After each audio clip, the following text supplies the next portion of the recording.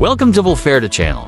Today, we will talk about 4 issues that every customer cares about. The first one, how much is the final estimated cost of the Volferda house? The final price of Volferda's house includes product price, shipping, duty, and other fees. House price. You can contact us via WhatsApp or email at the top of the homepage, and our salesperson will send you the price list of different model house. Shipping cost. We have 2 ways to ship: the whole house shipment in 40FR and part shipment in 40 HQ.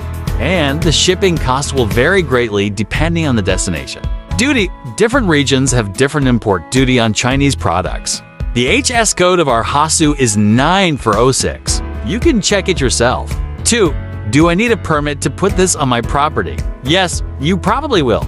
You can reach out to local municipalities or a general contractor to help with this. Our recommendation is a general contractor because they can also help with the foundation and installation of utilities. It will be imperative to find out what zoning and building permits, if any, are required for your location. Permits can range from simple and inexpensive to complex and exp. 3. Installing utilities, plumbing, electricity, and HVAC all come pre-installed in your guest home from the factory. Utilities simply plug in on-site to the exterior of the guest home.